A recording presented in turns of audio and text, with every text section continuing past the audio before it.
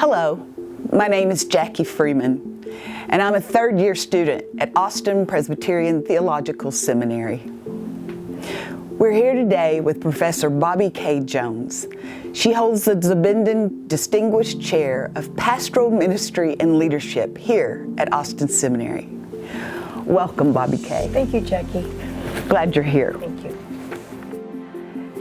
Did you grow up observing Ash Wednesday or the season of Lent? I grew up in the Rio Grande Valley in Mercedes, Texas, a Methodist, and no, we did not observe the season of Lent. However, my culture did, predominantly Catholic. From an early age, my friends would come to school with ashes on their forehead, and by middle school, I had decided I should culturally participate, and so I gave up my first thing for Lent that year, and I gave up, I just want to say, listening to the radio. Wow. Yeah, which for a middle school girl was a significant sacrifice. And so that was my earliest Lenten memory and experience. So do you have a favorite memory that you'd like to share with us? My nephew died on Ash Wednesday. I had been a pastor for many years, had come to love the season of Lent and Ash Wednesday in particular. Had just been on the seminary trip to India, preached a sermon at my church about the experience of being down the River Ganges and seeing the ghats and the burning and the ashes, feeling pretty good about that. Come home, go to bed, the telephone rings. And my mother told me that my 18-year-old nephew had died. So although it is hard to attach the word favorite to that, it is my Ash Wednesday memory, always. I don't know what the date was, because to me, he died on Ash Wednesday. And every year, that is what I remember. That's got to be so difficult. As someone who teaches pastoral ministry and leadership, how does practicing those disciplines of Lent lead to Easter hope? How do we share that as pastors? You may not know this, but the Zebedee Chair actually has its own mission. The mission of the Zebedee Chair is, and I quote, to provide guidance and hope for the next generation of Christian leaders.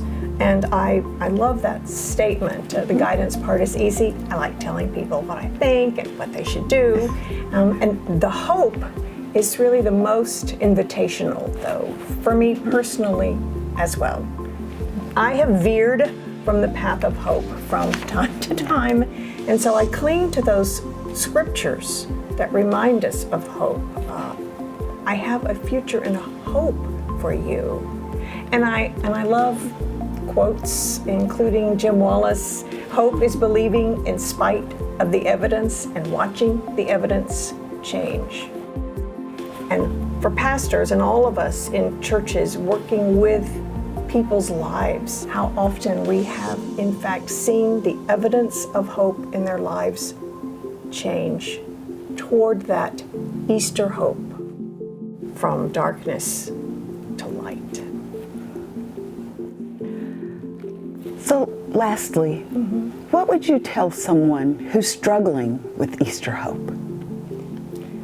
I struggled, my family struggled, certainly after the death of my nephew. His family, my brother's family, was in a very fragile and vulnerable place for many reasons at that moment.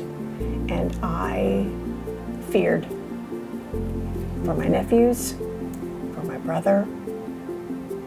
So watching in the years since, 15 years now, and seeing how they have not only survived but are thriving is for me another piece of that evidence of God on the horizon, leading us beyond our fears into an Easter hope.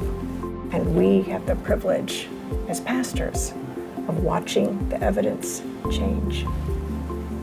Thank you, Bobbi Kaye. Thank you, Jackie. It is our sincere prayer that these video devotionals will encourage you during the season of Lent and fill your heart with Easter hope.